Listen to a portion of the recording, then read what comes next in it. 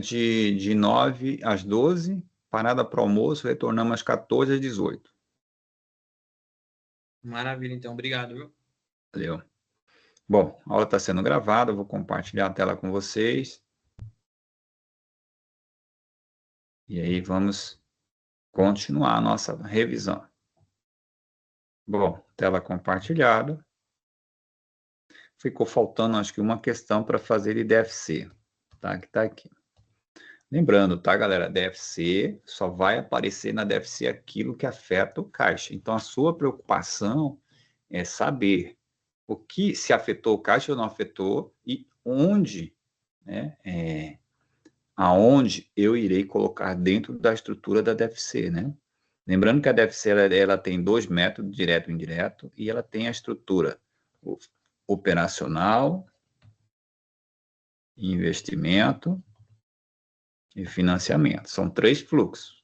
E ela é basicamente montada, né, com o balanço e a DRE, tá? No balanço, você vai se preocupar com o ativo circulante e com o passivo circulante. Basicamente, daqui surgirá, né, tudo que está dentro do fluxo de caixa operacional. Certo? Depois, eu vou ter aqui, no ativo não circulante, os subgrupos de investimento, imobilizado e intangível, né? Aqui vai surgir o fluxo de investimento, fluxo de caixa de investimento.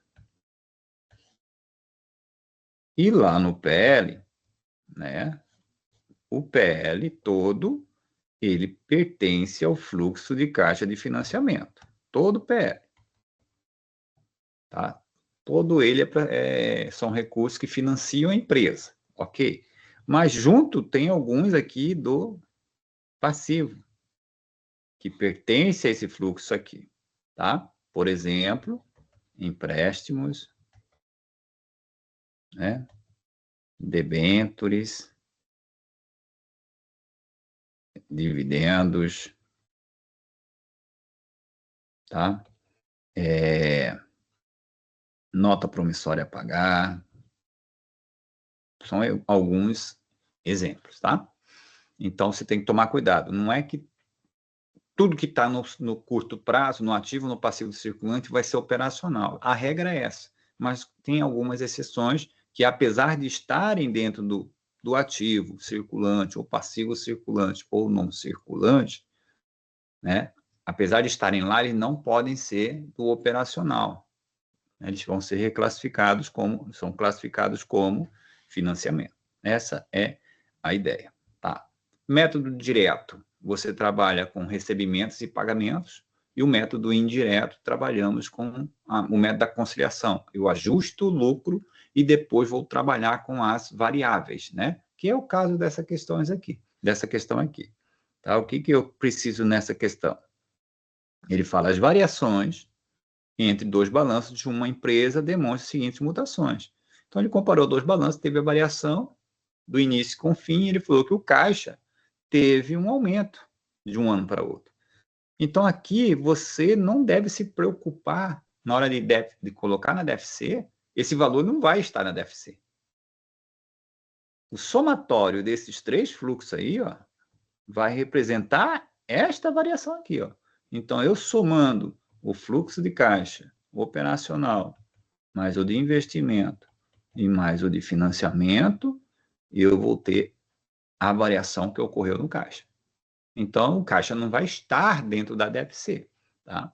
Então, eu tenho a DFC aqui e vou trabalhar pelo método indireto, que é o mais cobrado pela banca. Então, o método indireto, ele trabalha com a ideia da conciliação no fluxo operacional. Qual a diferença de um para o outro, né? É só o fluxo operacional, tá? O fluxo de financiamento e de investimento são iguais para os dois métodos, o operacional que vai mudar a forma de apresentar. Um é apresentado por recebimentos e pagamentos, e o outro vai ser pelo ajuste, né, a conciliação do lucro. Por quê? Porque quando se trata de lucro líquido, nesse valor aqui, por exemplo, eu posso ter dentro desse lucro algumas receitas ou algumas despesas que não passaram pelo caixa. Então, se não passou pelo caixa, ela não pode estar na DFC. E se eu trouxer o lucro direto para cá, né? Por exemplo, colocar aqui, lucro líquido do exercício, o valor de 474.378, eu vou estar cometendo um erro, porque dentro desse lucro tem valores que não estão no caixa. E a ideia é demonstrar só aquilo que afeta o caixa. Então, eu tenho que tomar muito cuidado, e aí eu faço o ajuste, né? E aí eu tenho que ajustar. Beleza, achei o lucro. Eu ajusto como? Eu vou ajustar pegando essas receitas e despesas que não passaram pelo caixa. Exemplo de receitas ou despesas que não passam pelo caixa. Método, resultado da equivalência patrimonial, né? Eu debito o investimento, credito a receita de equivalência patrimonial. Observe que surgiu uma receita, mas ela não entrou no caixa. Por isso que fala a média da conciliação. Eu vou ajustar, vou conciliar, vou fazer a conciliação, porque eu tenho que representar o lucro que está dentro do meu caixa. Tá? Então, eu vou identificar receita ou despesa que não passaram pelo caixa. Aí eu tenho aqui, vamos lá. Essa situação aqui, depreciação acumulada, é uma conta lá do ativo. Mas ela não está aqui só para você falar, não, mas não, ele não falou despesa de depreciação. Não. Você tem que entender que essa conta aqui representa o quê?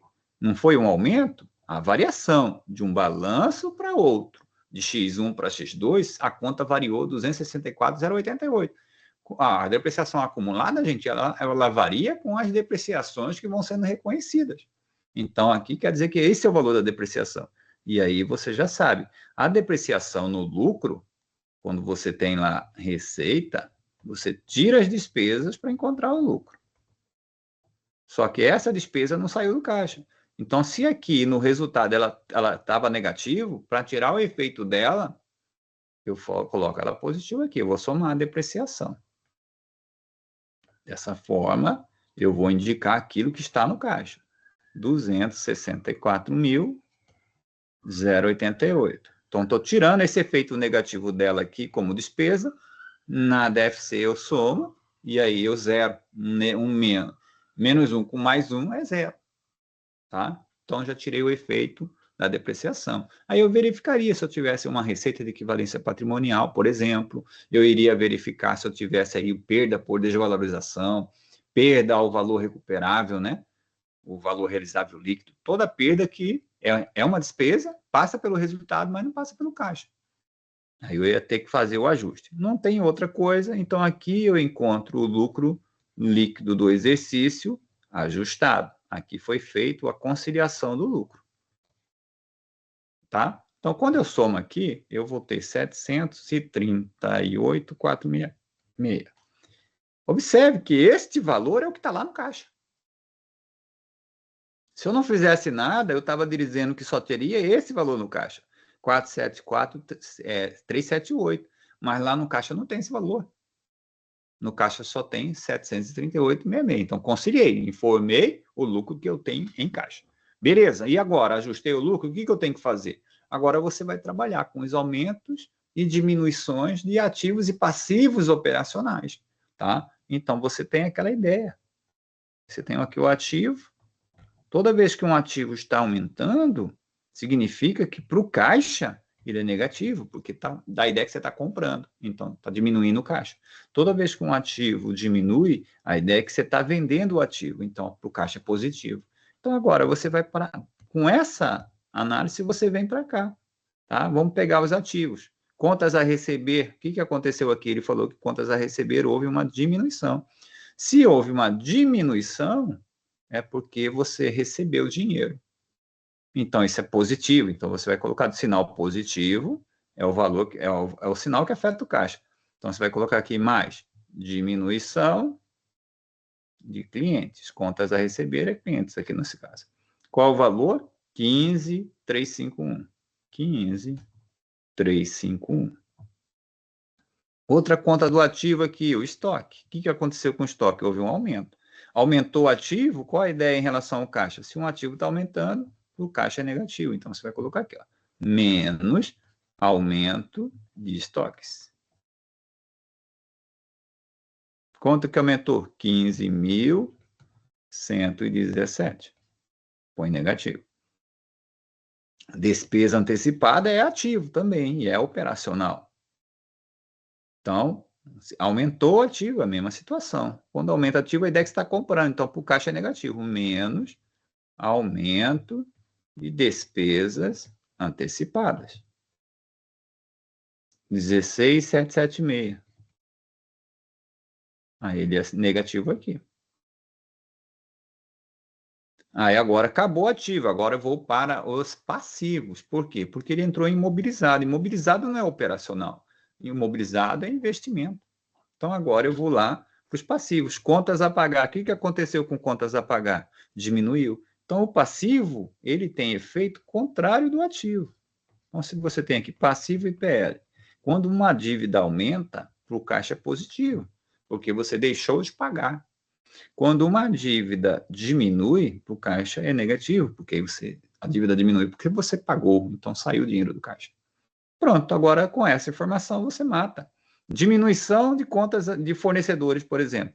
Então, se houve uma diminuição de um passivo, é negativo para o caixa. Diminuição, fornecedores. Significa que você pagou.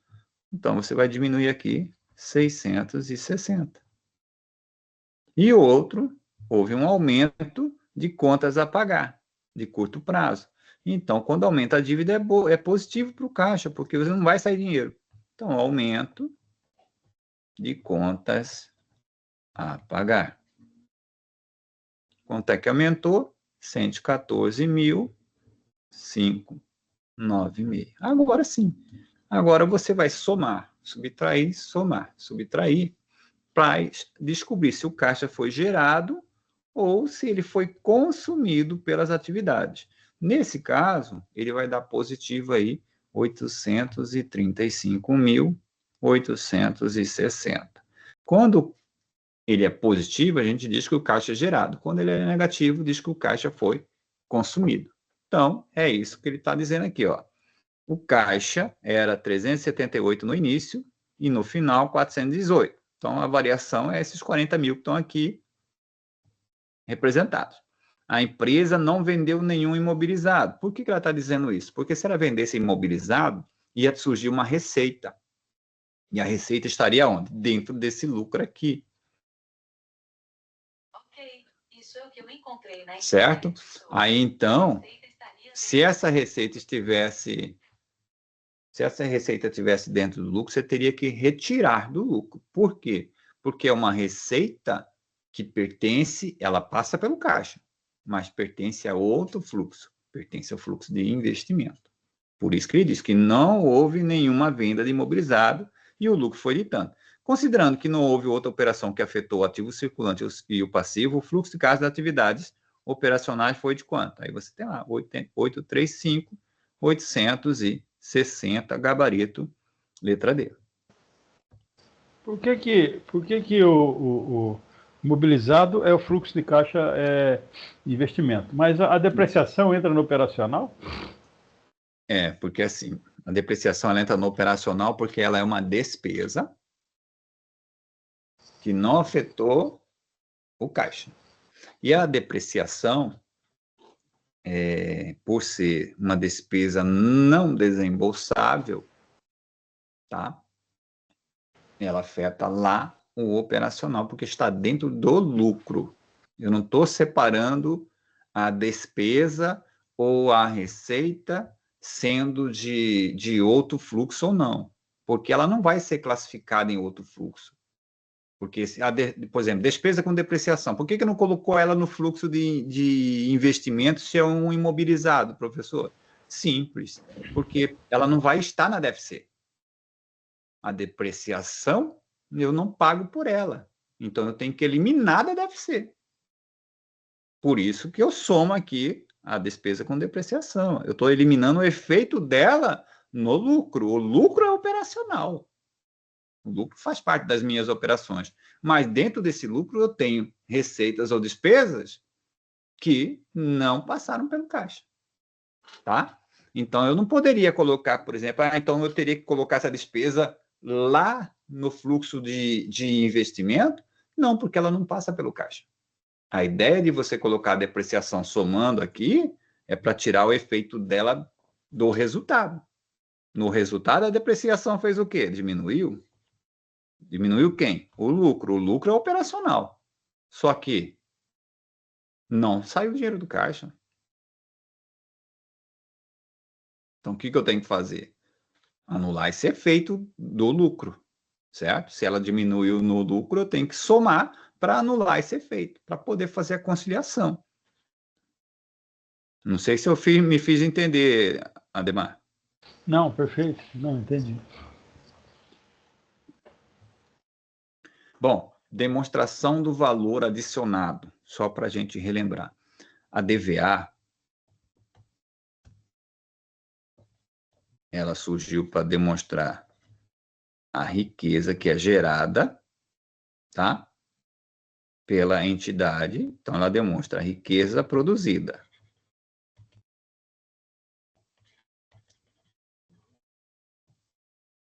E a sua destinação. O que foi feito com essa riqueza? Essa riqueza gerada, ela pode ser gerada de forma interna, pela própria empresa, certo? Ou recebida em transferência.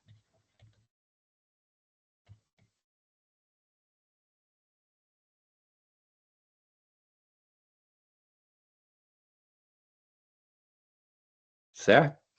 E ela, como eu tenho que demonstrar todo o valor que a empresa gerou e o que ela fez com essa riqueza, então as riquezas são as receitas. Então essas receitas vão estar pelos valores brutos, sem nenhuma dedução dos tributos, tá? Por quê? Porque o tributo é uma destinação, é para quem eu estou mandando aquela riqueza. O tributo é do governo, então eu estou distribuindo a riqueza para o governo. Como eu tenho que demonstrar o que eu produzi de riqueza, eu pego toda a riqueza bruta. O tributo eu estou destinando, é para onde foi aquela riqueza. E aí a segunda parte da DVA. Né? Você tem o item de 1 a 7, toda a riqueza sendo demonstrada. O item 8 é o que eu fiz com essa riqueza. Tá? Então, na destinação, você pode destinar essa riqueza para pagar pessoal, né? Para pagar o governo, por meio dos tributos, né? Para remuneração de terceiros e você remunera os sócios. É isso que você faz com toda essa riqueza que foi gerada, seja ela interna ou recebida em transferência. Tá? Então, o primeiro item lá, valor é receitas. A receita vai estar pelo valor bruto, tá? Então, receita de venda de serviços, o que for, tudo pelo valor bruto. Aí você pode ter aqui um campo com o ativo qualificável, né, que é uma riqueza que é produzida pela própria empresa, que ela constrói aquele ativo que demora um longo tempo para ser feito, então ela acaba tendo que colocar isso como uma receita, porque ela criou uma riqueza. E no item, você também pode colocar aí a PSLD, né, se você fez o reconhecimento da PSLD, é negativo, porque você criou uma despesa. Se você fez a reversão da PSLD, ela é positiva, vira uma receita, né? Então, nesse item 1. No item 2, você vai ter o que? Os insumos. E lembrando, esses insumos têm que ser adquiridos de terceiros. E aí, você tem lá o custo da mercadoria vendida. Tomar cuidado que o CMV, ele apresenta estoque inicial mais compras líquidas. Essa compra está livre de tributo, menos o estoque final, tá? Quando ele me dá o CMV, você tem que lembrar que ela está sem o tributo e tudo tem que ser apresentado, né? Quando eu gero a riqueza, tem que ser gerada essa riqueza e apresentado de forma bruta. Então, se o exercício me dá o valor do ICMS, você tem esse aqui lá na DRE. Está lá sem o ICMS. O que você vai ter que fazer? somar o ICMS aqui, para você apresentar o valor do CMV como um insumo bruto, tá? Então, eu tenho água, luz, telefone, tenho propaganda, desde que seja coisa de terceiros. Eu posso ter aí dentro também salários de terceirizados, tá? Todo gasto relativo a terceiro. Aí vem o item 3, que é o valor adicionado bruto, que é nada mais que eu pegar a receita menos os insumos de terceiro. O item 4, você vai pegar a depreciação, vai subtrair depreciação, amortização e exaustão, para chegar no item 5. O que é o item 5? Ora, é o bruto menos algo. Então, aqui é o valor adicionado líquido que é produzido pela entidade. Aquilo que ela própria gerou de riqueza, só que líquido, tirando aí a depreciação, amortização e exaustão. Então, seria aqui o item 3 menos o item 4. Depois eu tenho o item 6, que são as riquezas que foram recebidas em transferência. Então, aqui, as recebidas em transferência. Aí eu chego no último 7, no último que é o 7, que é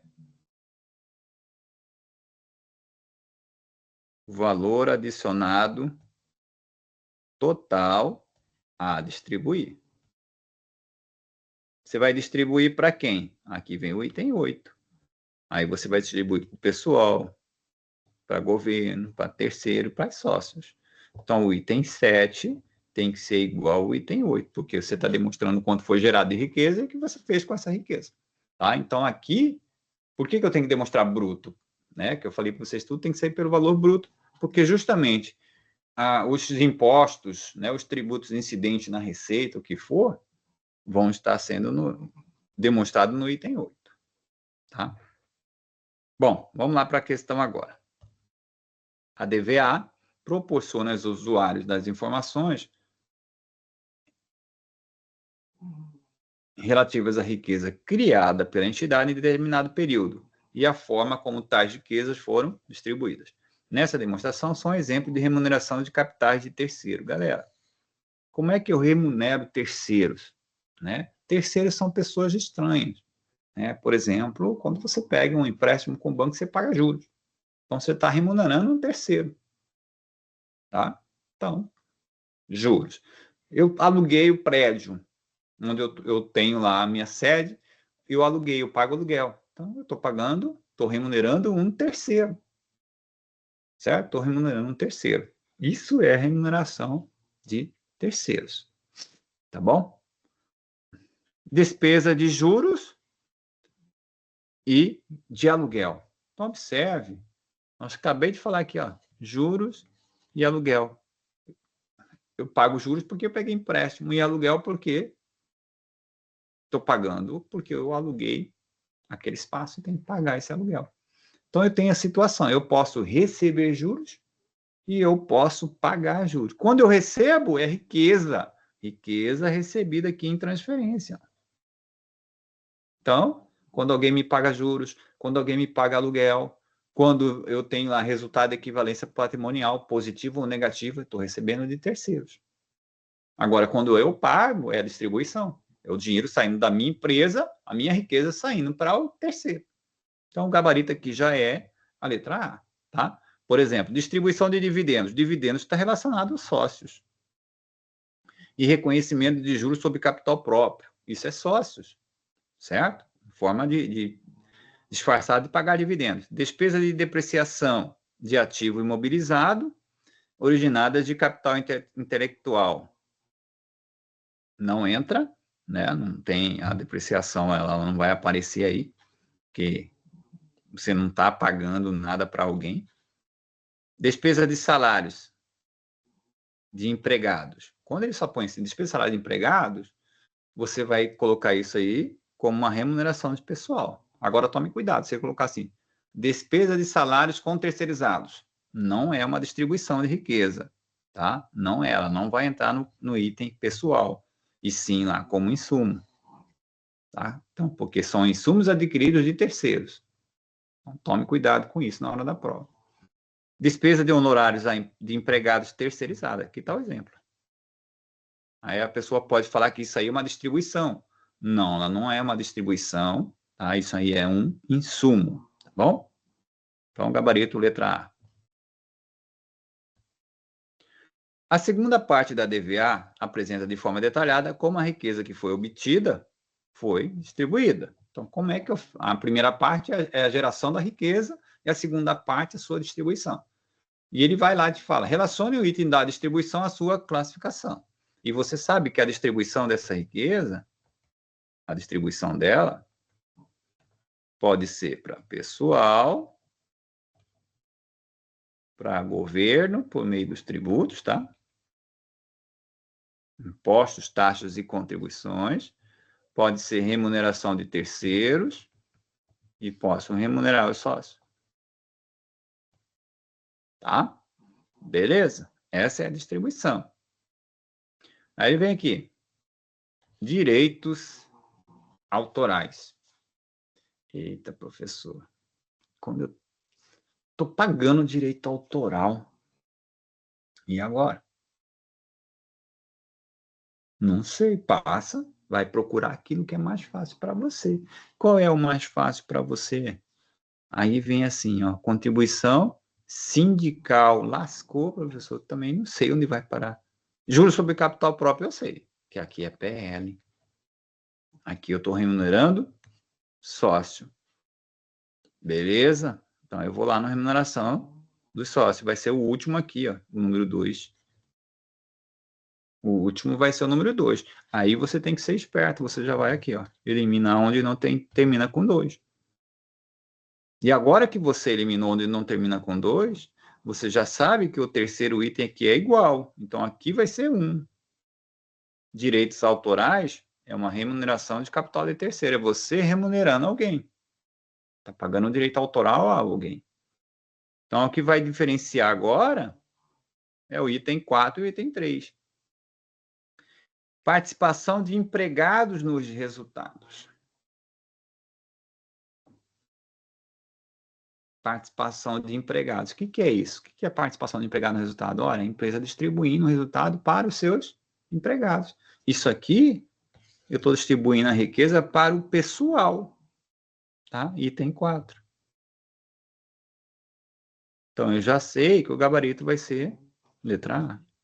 4, 3, 1, 2. Então, pessoal, aqui vai ser 3, né? Contribuição sindical, o nome diz, é uma contribuição. Quando se fala em tributos, tributos são impostos, taxas e contribuições. Tá? O INSS patronal é uma contribuição. Tá? Lembrando que o INSS que aparece na DVA é a parte da empresa. Tá? É contribuição patronal, não é o INSS que é recolhido do empregado, não. A respeito da DVA, o pronunciamento técnico CPC 09 menciona: para os investidores e outros usuários, essa demonstração proporciona conhecimento de informação de natureza econômica e social e oferece a possibilidade da melhor avaliação da atividade de entidade dentro da sociedade no qual está inserido. O CPC 09 ainda define valor adicionado como riqueza criada pela empresa, de forma geral, medida pela diferença entre o valor das vendas, os insumos, inclui também o valor recebidos em transferência ou produzido por terceiros e transferido à entidade. A alternativa que relaciona corretamente apenas componente de distribuição. Então, ele quer saber quais são dessas alternativas, quais são os componentes que representam distribuição de riqueza. Certo? Quando se fala em folha de pagamento, eu já estou falando que eu estou fazendo o quê? Reconhecendo gastos, né? Tributos também. Agora, juros de financiamentos também, mas a equivalência de patrimonial não. A equivalência patrimonial é recebido em transferência. Isso aqui, recebido em transferência. Isso não é distribuição, isso é geração de riqueza.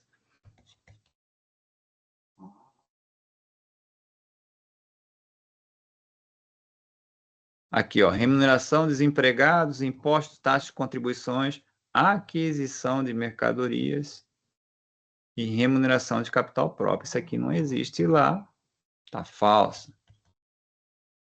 Folha de pagamento, tributos federais, estaduais, municipais, prestação paga de arrendamento financeiro. Arrendamento financeiro, nós já sabemos que isso aí é um empréstimo, tá? É um empréstimo. Joia? Juros sobre capital próprio. Pode ser essa aqui.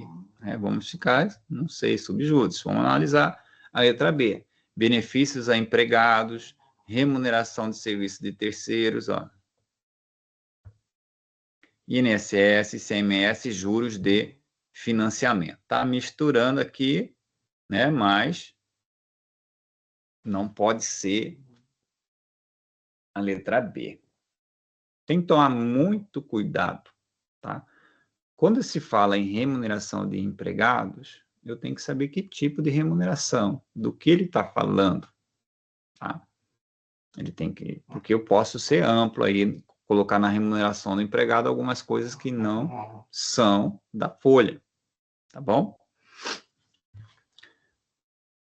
Remuneração direta aos empregados, isso aqui é uma distribuição. FGTS, sim. IPTU, sim. Aluguéis e a distribuição, sim. Lucros retidos, sim. Então, observe que pode ser tanto a letra A aqui, talvez a letra C. Talvez. Mas tome cuidado. Ele falou da prestação paga de arrendamento, ele falou de folha de pagamento. Quando se fala em remuneração paga de arrendamento, tá? Está falando só do pagamento. Nós vimos aqui, a distribuição ela é feita para pessoal, governo, terceiros e os sócios. Tá? Então, quando se fala pessoal, o item A está correto. Remuneração direta dos empregados, ele colocou aqui. Isso aqui, já específica, que está falando de salários. Tá? FGTS, ele é uma remuneração que a empresa paga e está dentro dos valores lá para pessoal. Tá? IPTU também é uma distribuição para o governo. Aluguéis para terceiros e lucros retidos para os sócios. Então, o gabarito aqui vai ser a letra A.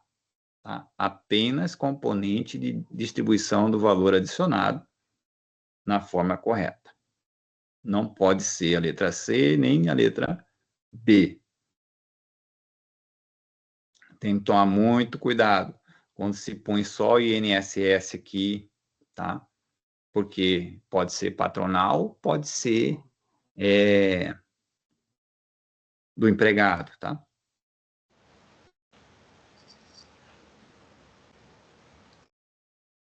De acordo com a NBCTG 09 DVA, o seguinte item deve ser contabilizado como outras receitas. O que seriam outras receitas, tá? Então, a gente tem um campo, lá no campo 1, eu falei para vocês que o campo 1 vai te dar o somatório das receitas. E aqui você vai ter as receitas com as vendas, prestação de serviço, etc. Aqui você tem os ativos qualificáveis, ativo qualificável, né? O ativo próprio, né? Que a própria empresa construiu, tá? Eu posso ter aqui a PSLD, ela é negativa.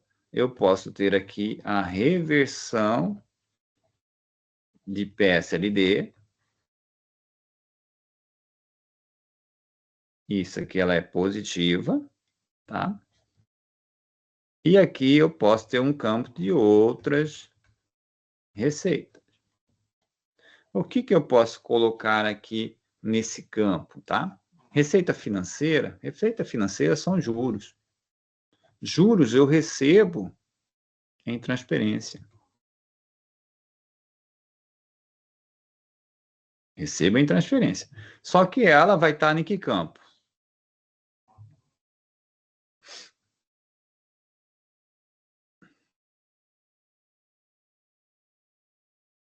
Ela vai estar lá no campo, depois do item 5, campo 6, recebido em transferência. E ele está falando aqui do campo 1. Ele está falando do campo 1. Então, essa receita está lá no campo 6. Ativo construído para uso próprio.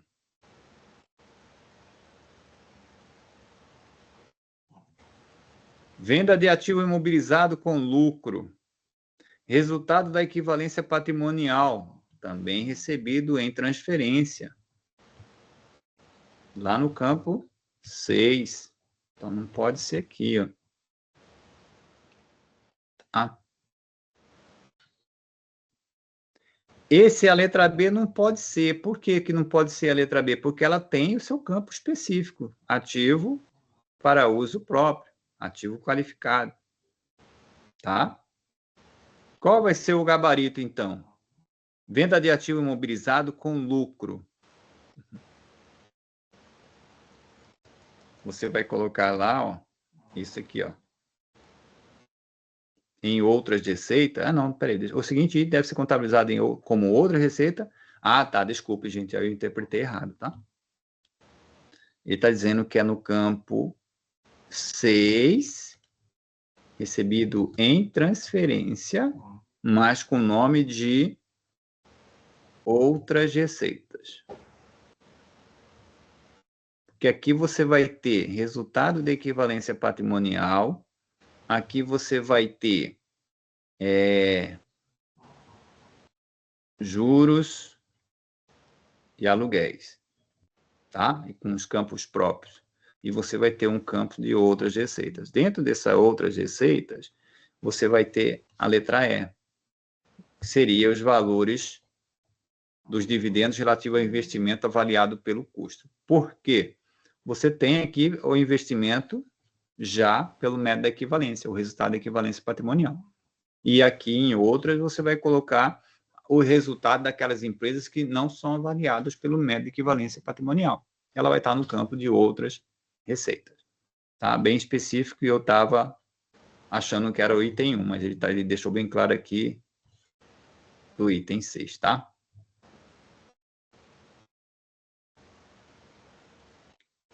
Em X1, uma sociedade empresária resolveu distribuir como dividendos parte do lucro oferido de X0.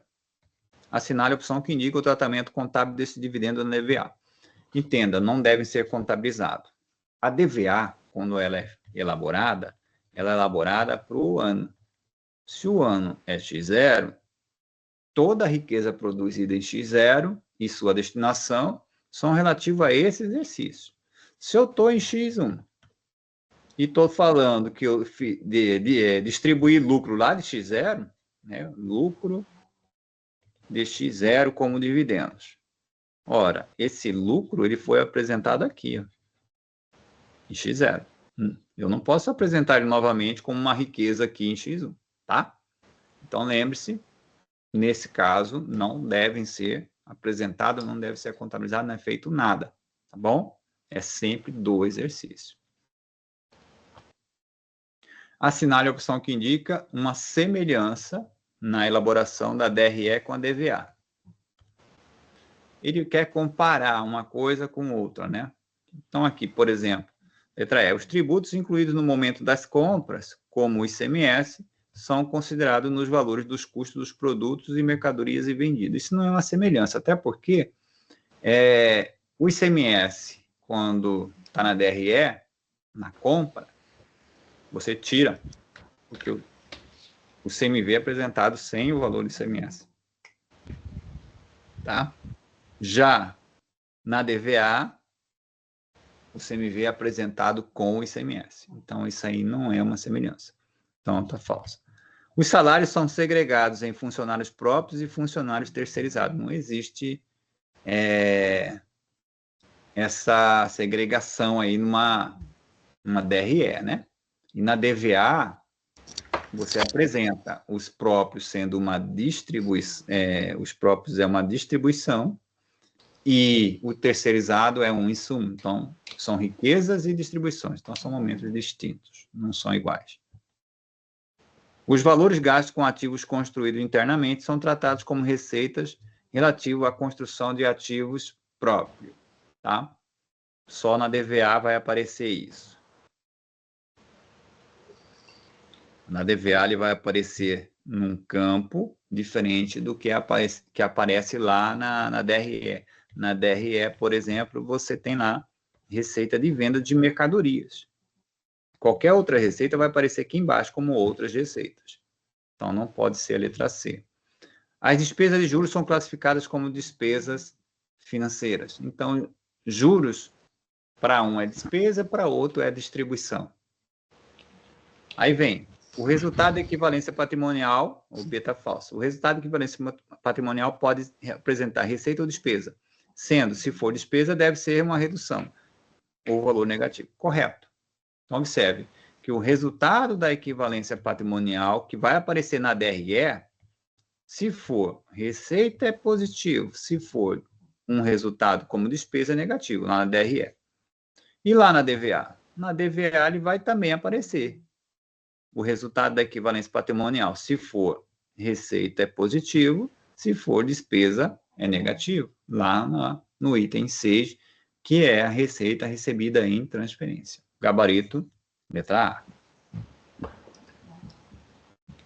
A DVA deve proporcionar aos usuários das demonstrações as informações relativas à criação da riqueza e tal. Aí ele vem aqui, assinale uma alternativa que apresenta exemplo de recebido em transferência. Então, lembra, é alguém transferindo para a empresa. Aluguel recebido. Beleza? Isso tá, alguém está transferindo para mim. Agora, a reversão da PSLD está lá no campo 1, receitas. Ele está falando do campo 6, recebido em transferência. Royalties recebidos, reconhecimento do valor justo de ativos biológicos. Tá? Pode ser, não sei, vamos analisar o resto. Dividendos recebidos e receita de venda de imobilizado. E agora? Exemplo de valor recebido em transferência. Receita na venda de ativo imobilizado eu não estou recebendo, né? Em transferência. Dividendo sim, mas isso aqui não. Isso aqui você vai colocar lá no campo...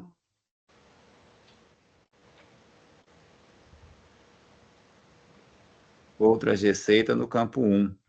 Lá no campo 1. Juros sobre capital próprio. Juros sobre capital próprios recebidos. E lucro na venda do imobilizado. É a mesma coisa do de cima, tá? Então, não pode ser a letra D. Juros recebidos em aplicações financeiras e resultado da equivalência patrimonial. Então, quando eu estou recebendo juros, terceiros estão transferindo dinheiro para mim.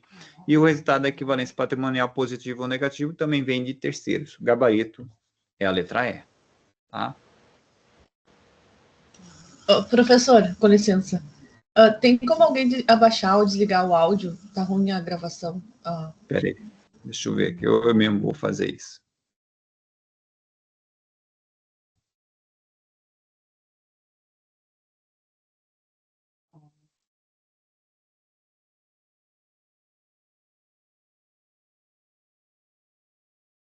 Se eu lembrasse onde está, né? Deixa eu me ver aqui. Agora acho que deu certo, não? É alguém aí. É porque eu não achei mesmo agora. Ah, está aqui também, apareceu bem aqui. Acho que está todo mundo silenciado. Só o meu cachorro que está roncando aqui, do meu lado. Vamos lá.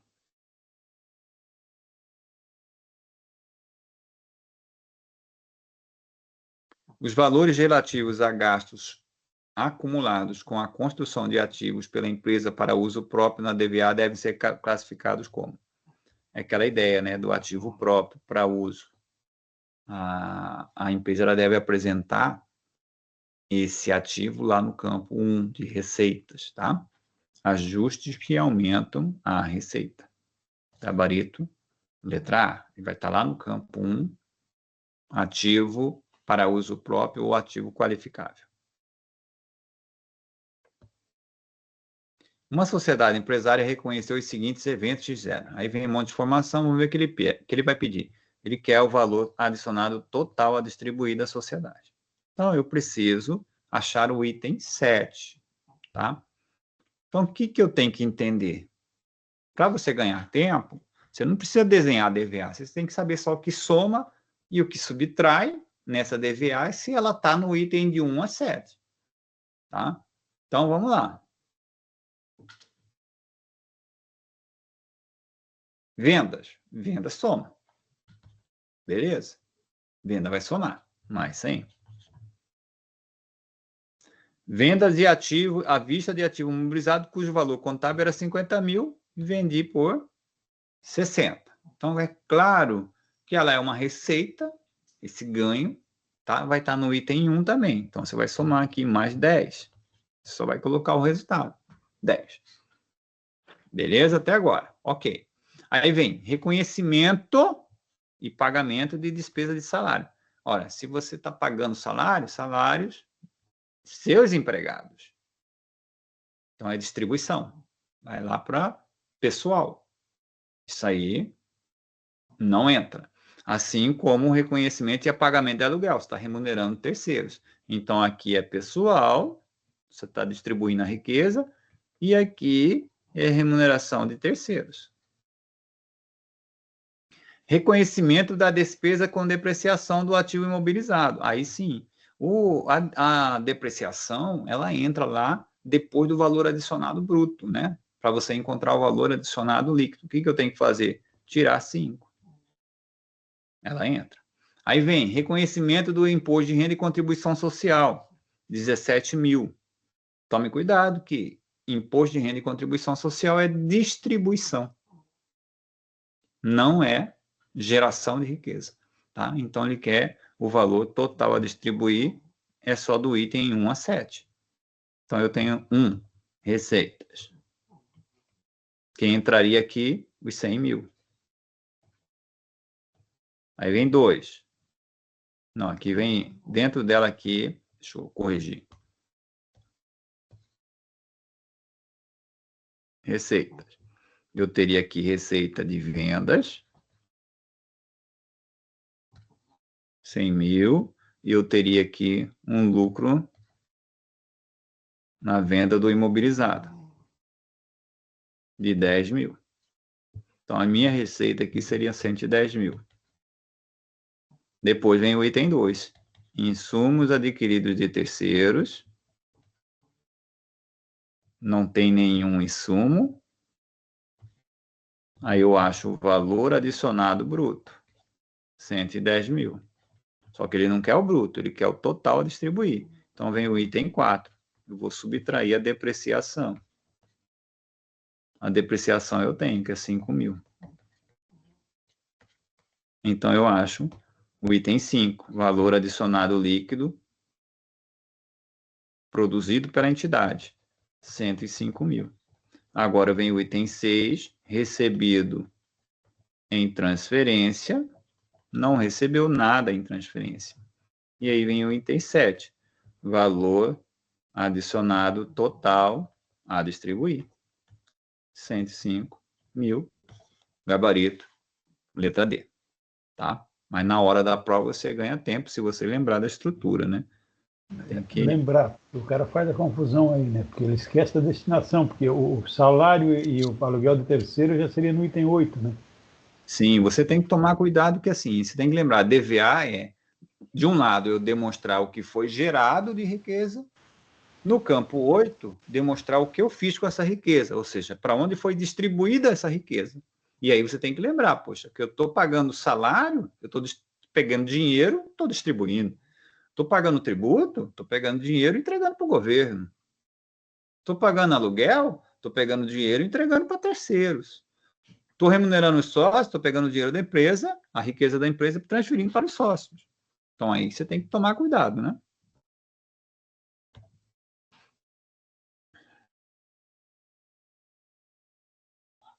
Em 31/12, uma sociedade que trabalhava com perícia apresentou os seguintes saldos. Aí vem um monte de informação, ele quer o quê? O valor adicionado recebido em transferência. Ela gosta muito disso, né? Então, é aquilo que eu recebo de terceiros. Então, a minha preocupação é identificar aquilo que vem de terceiros. Por exemplo, receba de aluguel de imóveis a terceiros. Peraí. Receita de aluguel, aluguel de imóveis a terceiros. Isso aí. Juros, também. Juros, o banco que vai me pagar pelo capital investido, ou alguém atrasou, vai me pagar. Receita de dividendos relativo ao investimento avaliado ao custo. Também eu investi, lá deu um resultado positivo, passaram para mim esse resultado positivo, então eu recebi em transferência. Agora tome cuidado, você vê que ele coloca aqui, ó, receita com venda de computadores usados a terceiros. Isso é uma venda de imobilizado, ele colocou a terceiros para enganar o bobo ali. Colocou só esse termo. Você vende computador é para terceiro, mas não é o terceiro. Você não está recebendo riqueza do terceiro. Você vendeu uma coisa sua a terceiro, como você vende mercadoria a terceiro, normal. Não é o terceiro me remunerando por alguma coisa. Então, isso aí não.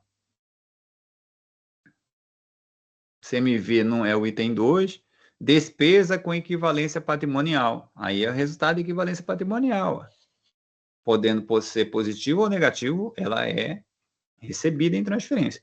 Eu investi na empresa lá, ela teve resultado negativo. Então, esse resultado negativo lá teve reflexo em mim. Diminuiu meu ativo investimento e eu reconheço uma despesa de equivalência patrimonial. Então, entra. Juros. Aí é eu pagando juros, não recebendo. Custo dos computadores, despesas de salários da empregada de distribuição, despesa com pessoal terceirizado, insumos adquiridos de terceiro. Então, ele só pediu o valor adicionado recebido em transferência. Então, eu somo.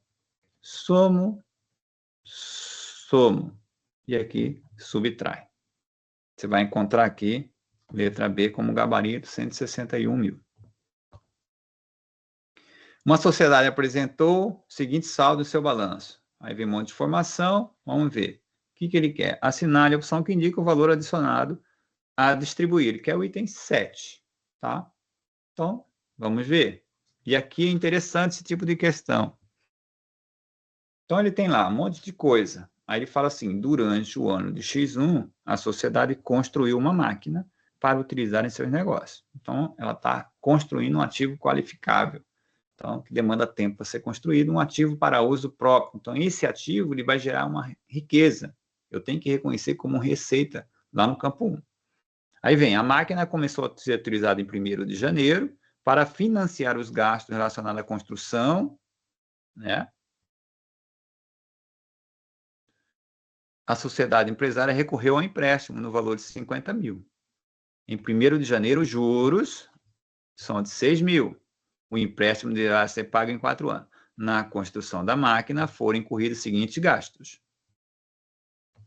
Salários dos empregados, 50 mil. Honorários da mão de obra terceirizada, 20 mil. Materiais, 30 mil. E ainda foram alugado um galpão exclusivamente para a construção da máquina. O aluguel foi de 24 mil. Assinar a opção que indica o valor adicional total a distribuir pela sociedade. Então, aqui, o que você tem que entender? Ele não te deu informação, mas ele falou o seguinte, a empresa está construindo um ativo. E ela, para construir esse ativo, ela pegou um empréstimo, junto com esse empréstimo teve juros, tá? Que ela teve que pagar. Também eu tive gasto com salário de empregados, mão de obra terceirizada, materiais, tive que pagar aluguel para construir essa máquina.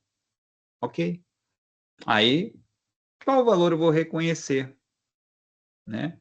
Ele fala lá que pegou quanto? 50 mil reais.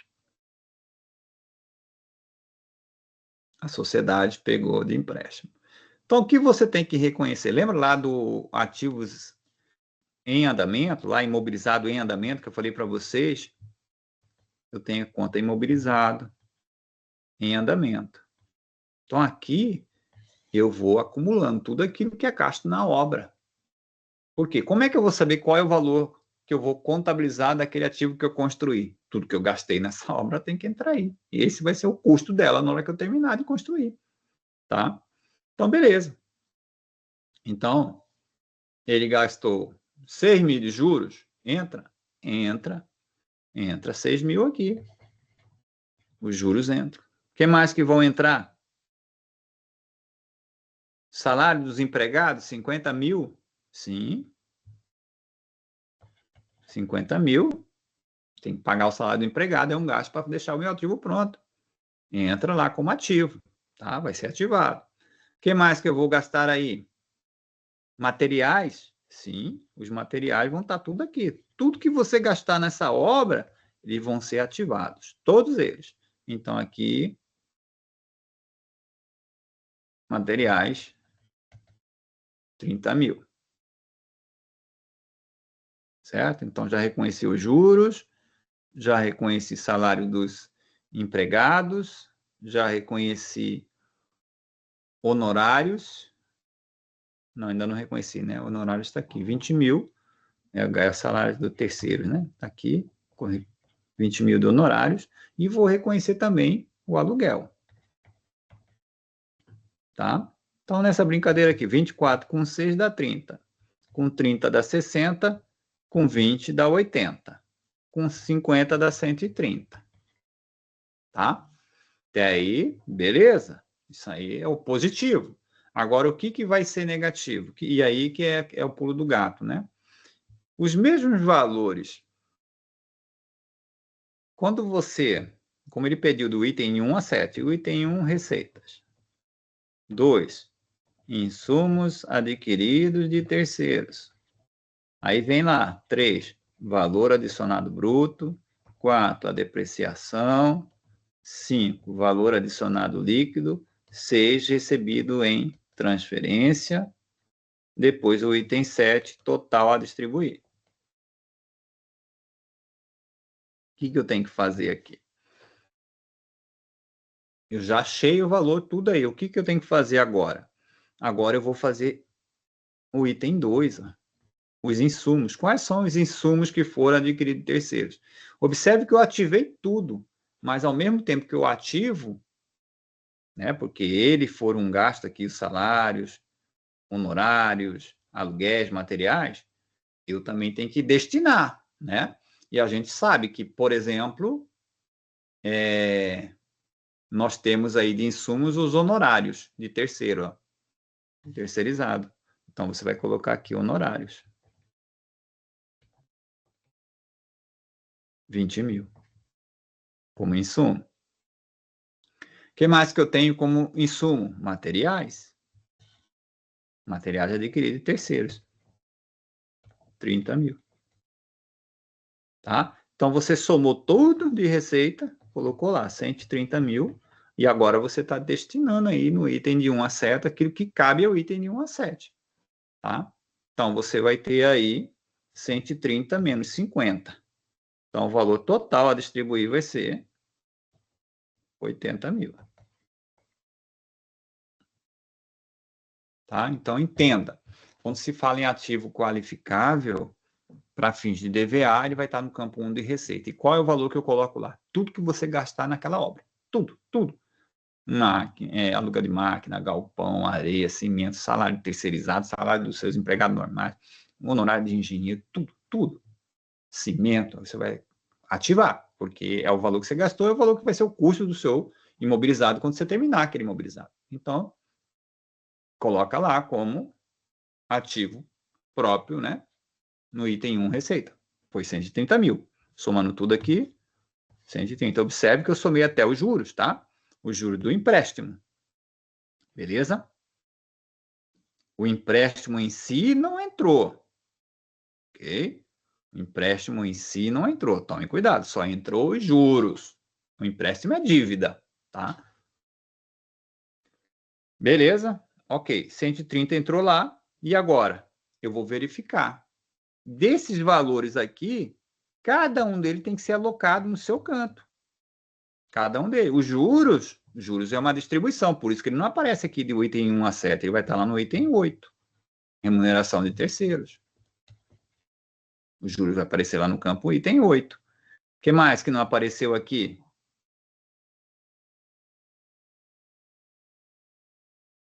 Aí vem, os juros já falei para você, aí vem lá, salário dos empregados, 50 mil. Lá a remuneração, os 50 mil vai vir como distribuição lá de pessoal.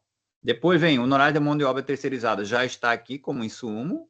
Depois veio materiais, que é um insumo, item 2, normal. E o aluguel do galpão vai estar lá como remuneração de terceiros. Então, observe que tudo foi ativado, mas depois eu tenho que demonstrar o que eu fiz com essa empresa. Tá? Tome cuidado com isso aí. Gabarito aqui, letra D, 80 mil. Uma entidade apresentou o seguinte saldo em 31/12/X0, um monte de informação e quer o valor adicionado bruto.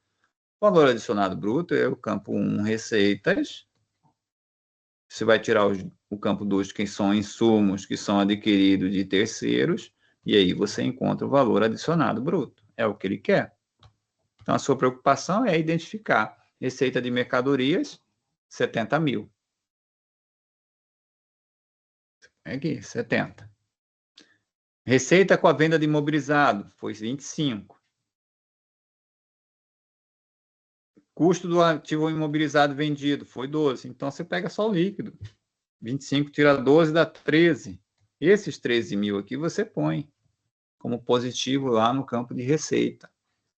Ah, e o CMV, professor, por que não entrou? Por que eu não coloquei o líquido? Porque o CMV é um insumo. O CMV vai estar aqui. 20 mil. Tome cuidado.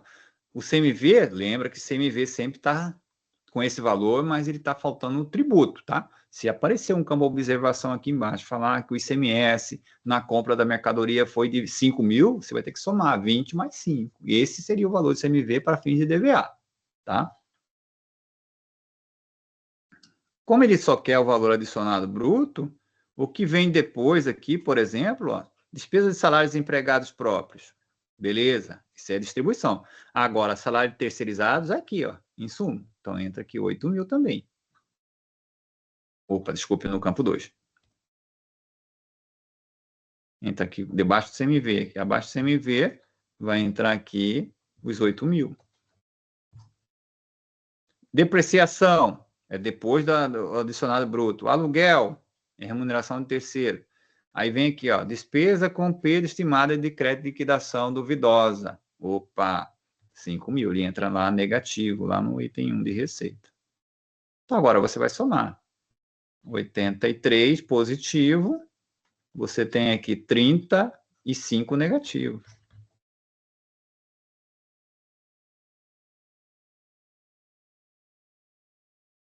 Né? 8 mil com 20. Não, 33, né? 33, né? Não, 83 não. 83 está certo, é o 35 que está. É, 33. 8. Não, pô, 8, 4, 2, 5, 13. É o 28 é o 28 mais o 5 ali, né? Que é negativo.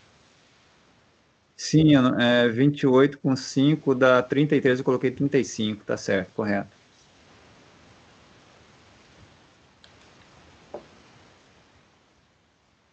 Aí aqui é 0, né? 50 mil é o resultado dessa questão aqui, ó. Valor adicionado bruto. É claro que eu preciso entender a estrutura da DVA, tá? Então, são o item de 1 a 7 gerado internamente. O item 8 é distribuição. Ó, valor adicionado a distribuir de 1 a 7 da mesma forma. Então, a minha preocupação é identificar aquilo que for distribuição, você elimina. Certo? Então, vamos ver aqui. Imposto é uma distribuição. Fora. Juros sobre capital próprio é uma distribuição.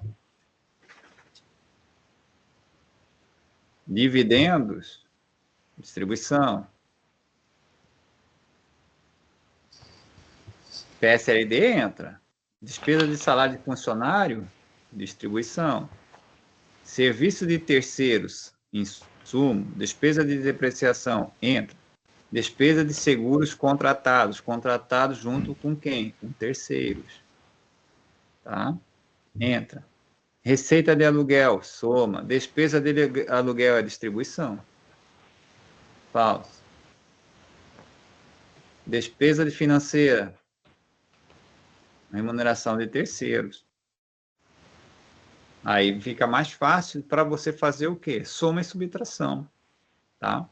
Então, eu vou ter aqui, ó, receita 300.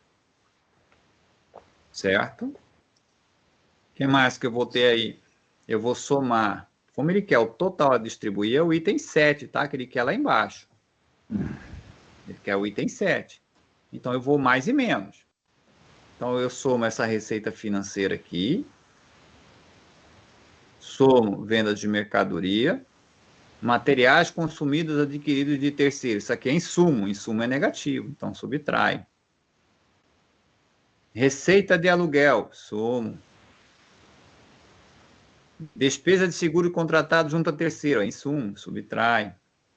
Despesa de depreciação. Ele diminui o valor adicionado bruto. Serviço de terceiro. É um insumo. Subtrai. Provisão para a liquidação duvidosa. Diminui a receita. E pronto. É só você fazer mais, menos, mais, menos, mais, menos. Você vai encontrar aí 165 mil como resposta. Tá?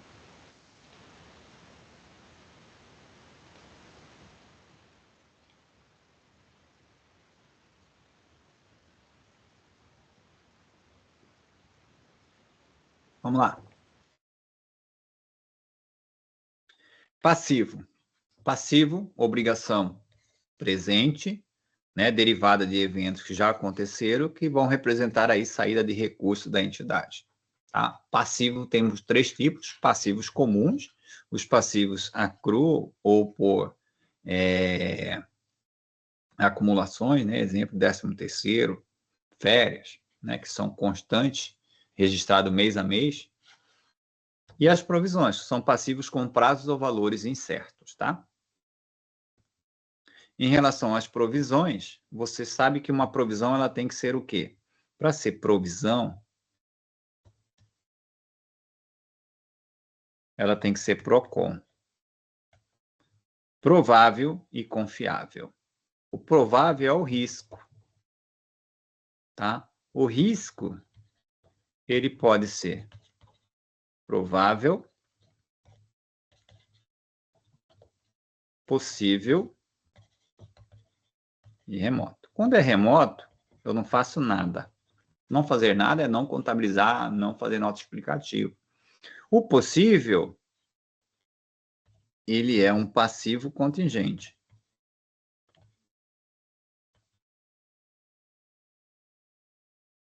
Então, o passivo, você só vai fazer o que com ele? Colocar em notas explicativas.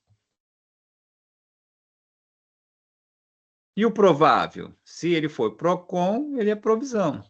E aí, se ele for uma provisão, você vai contabilizar e vai colocar em notas explicativas. Quebrou uma das fases do PROCON, se quebrar. Ou seja, se o valor não é provável,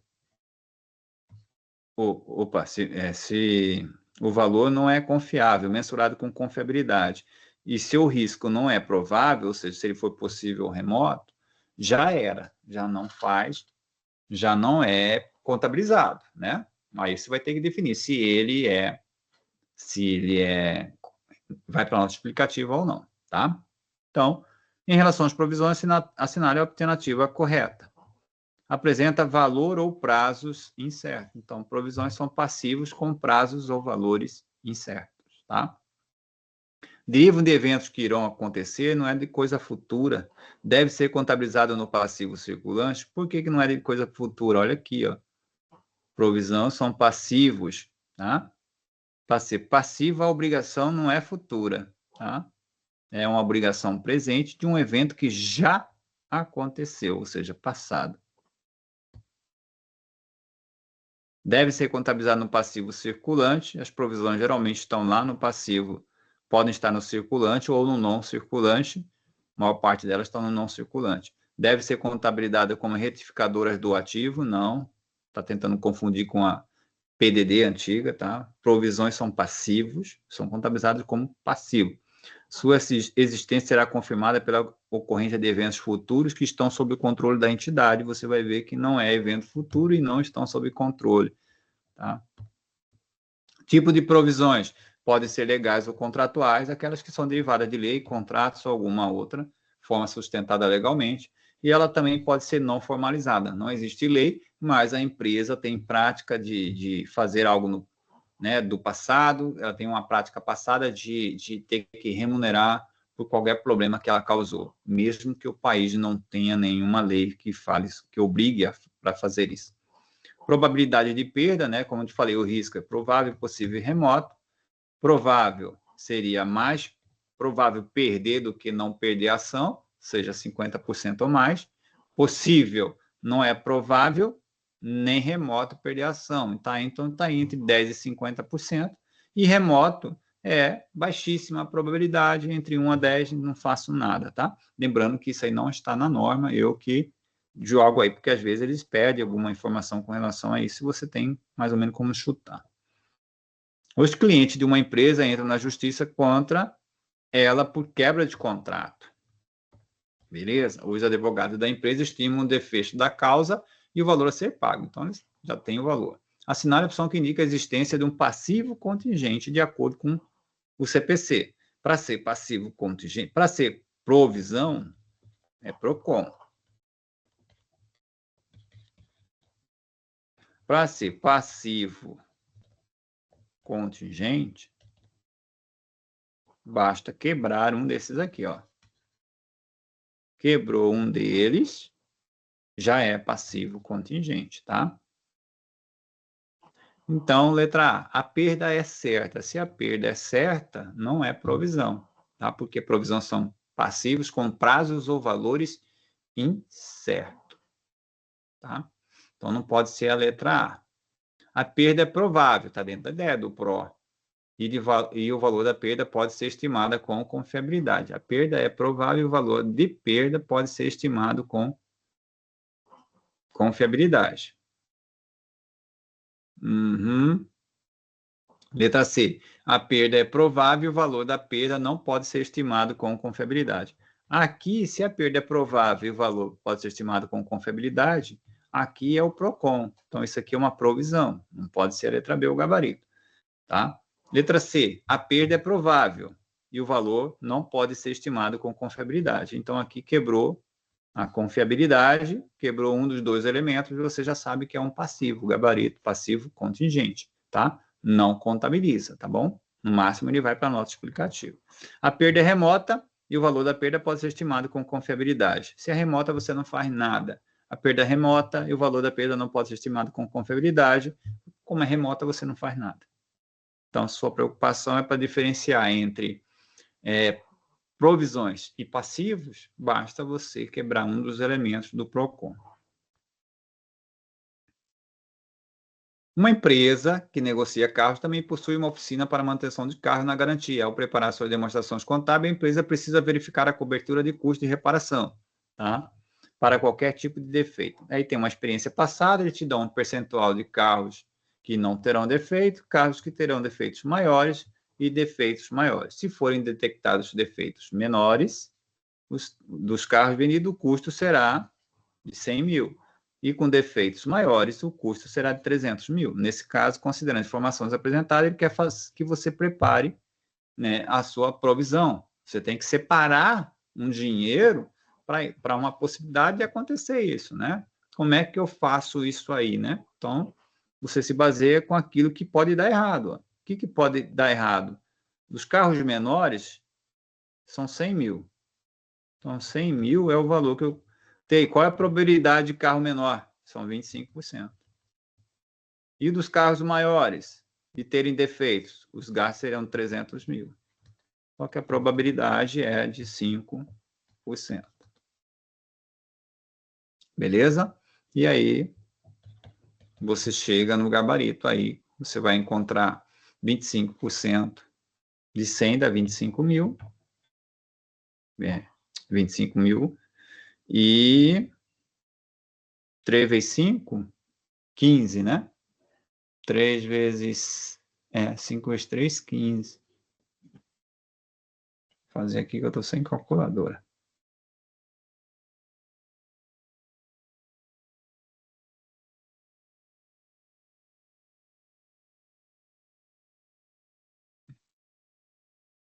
Custo é 100 mil vezes 25%. 25 mil. O custo é 300 vezes 5%. 15 mil. 15 mil, ok. 5 vezes 3, 15. Dá 30, 40 mil o gabarito. Letra B.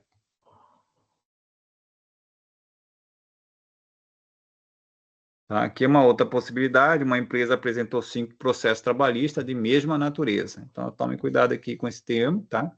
Julgados contra ela por juízes diferentes, em que há chance de pagamento das indenizações reclamadas. A probabilidade de ocorrência dos reembolsos está aí conforme a tabela, tá? Considerando as informações apresentadas, qual é o valor que eu vou reconhecer, né? Será necessário o reconhecimento de quê, né? Qual o valor? Geralmente ele vai te pedir para você calcular o valor da provisão, tá? Como é que eu vou entender que é uma provisão? Provável e confiável. Quando eu estou com 75%, a probabilidade é alta de você perder aquela ação, tá? Então, você vai multiplicar aqui 50 vezes 75%, você vai encontrar aqui, você vai ter que provisionar 37.500. 5 vezes 7, 35. O outro que é alto aqui é esse de 80. Você multiplica, 2 vezes 8, 16. Então, 16 mil aqui. Essa aqui também, ó, 75, 100 vezes 75, dá 75. Tá? Então, essas são as probabilidades de você perder a causa. São as maiores que você tem. Aqui é 15%, está bem baixo, está mais para não perder do que perder, assim como de 20%. Tá? Como é da mesma natureza, você vai levar em consideração os processos, vai te dar, apresentar o valor que você vai reconhecer de passivo contingente, ou desculpe, de provisão, né? Então, você soma tudo isso aí, você vai encontrar 128.500, gabarito, letra D. Como é que eu faço para fazer reversão de provisão, tá? Se eu crio uma PSLD, uma provisão, é porque eu estou antecipando algo que pode ocorrer. Como eu não tenho o valor certo, né, aí acontece igualzinho a PSLD lá, ué. Se você estimou o valor a maior, reverte o valor. Se você estimou o valor a menor, complementa o valor, igualzinho, tá? Não tem o que mudar. Então, o que acontece aqui? Esse aqui eram os valores que eu provisionei em X1. Então, isso aqui são passivos, 100, 200, 150. Eu tinha lá como passivos 450 mil, como provisão. Processo 1, processo 2, processo 3, tá? Processo 4, um exemplo. O que aconteceu em X2? A cada ano, você criou a provisão, todo ano você tem que fazer um ajuste. Que ajuste que eu tenho que fazer? Quando você criou a provisão, ela foi PROCON, provável e confiável.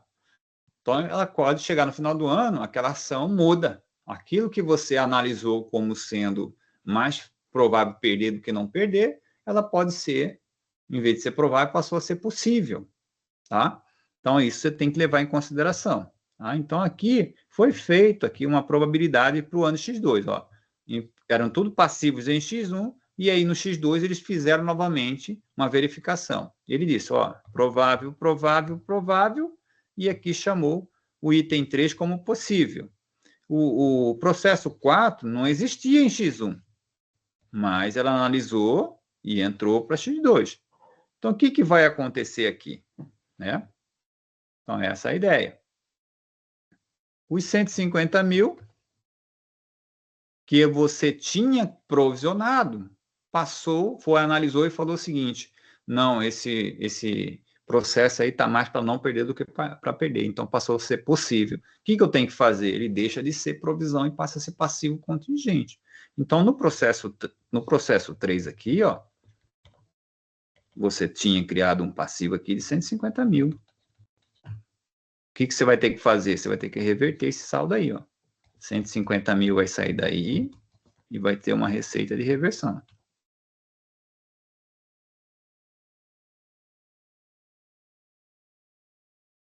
E o processo 4? No processo 4 não existia em X1, mas passou a existir em X2.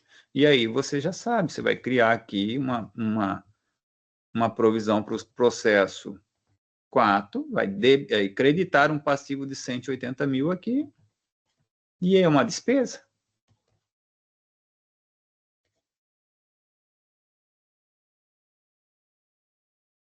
Ou despesa com provisão, tanto faz. 180 mil aqui. Tá? Reverter é isso. Você analisou, ela deixou de atender aquele critério, você reverte o saldo. Tá bom? Então, essa é a ideia. Aqui no processo 1, você tinha criado um passivo de 100 mil, mas no ano seguinte você analisou e não, o valor que eu acho confiável é 95. Então, aquele valor que está em excesso aqui, ó, você criou um passivo de 100 e no ano seguinte analisou, falou que é 95, aqueles 5 mil que passou a mais você reverte. Você joga para o resultado. Uma companhia aérea foi acionada na justiça por um passageiro. Este adquiriu uma passagem aérea para o Japão, tendo escolhido seu lugar no avião. Ao embarcar, o passageiro descobriu que o lugar estava ocupado. A caracterização do fato como um passivo contingente ocorre, ele quer passivo contingente, ocorre quando os advogados da companhia aérea julgam a perda. Para ser passivo, tem que quebrar o quê? O PROCON. Então, não pode ser provável. Você sabe, o risco é provável, possível e remoto. Onde tiver remota, já era, já elimina. Já elimina, porque remoto você não faz nada. Tá? E onde tiver provável, você tem que analisar. Ele pode ser provável, mas a mensuração do valor não é confiável. Aí está aqui a letra E. Ó. É provável, sendo que o valor não pode ser mensurado com confiabilidade. Então, ele quebrou o elemento do valor, da confiabilidade do valor. Tá? Então, o gabarito já é a letra E. Por que não é a letra C? Ele fala que é provável, correto, mas o valor tem que ser quebrado para ser passivo. Aí, sendo que o valor pode ser mensurado. Ele falou que pode ser mensurado com confiabilidade. Então, é PROCON. Essa é uma provisão. Isso aqui. Tá? No balanço de uma entidade, um ativo contingente. Ativo contingente é o oposto. Para um é passivo contingente, para outro é ativo contingente. Tá?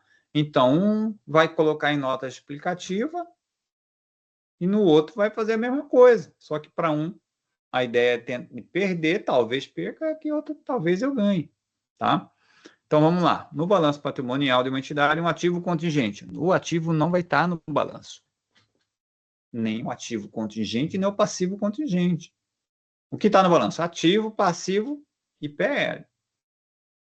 E no outro, a provisão. Passivo e ativo contingente não são contabilizados, galera. Não vai estar no balanço.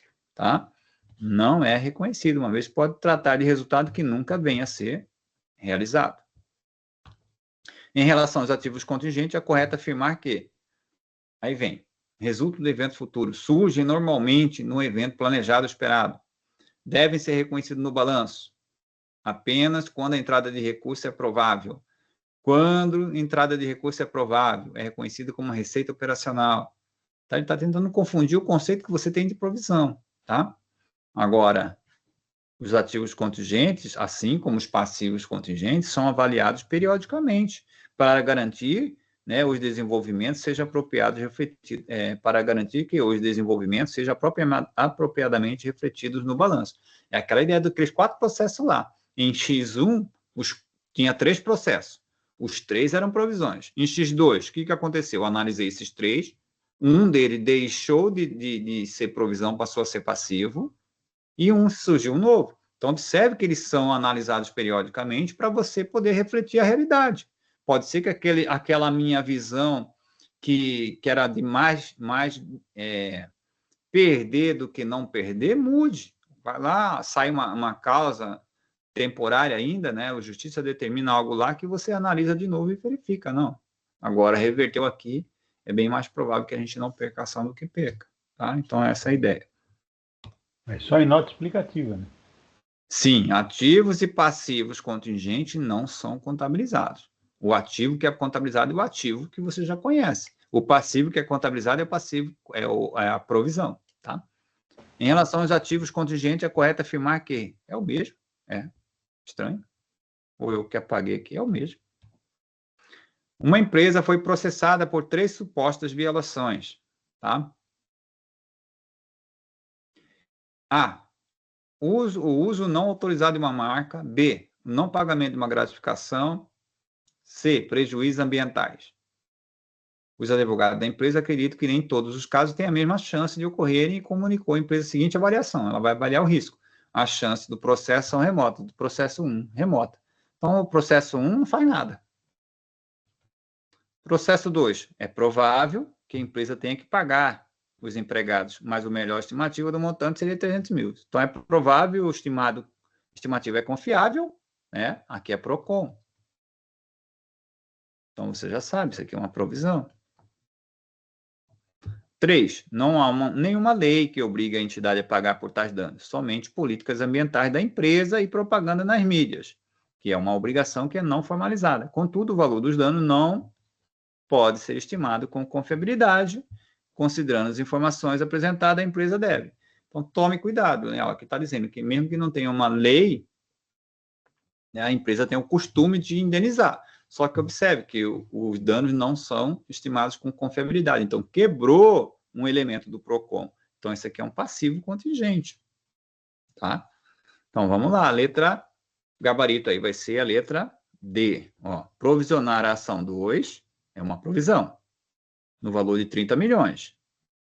Tá? Aí vem divulgar em nota explicativa a ação 3. Por quê? Porque aqui é um passivo contingente.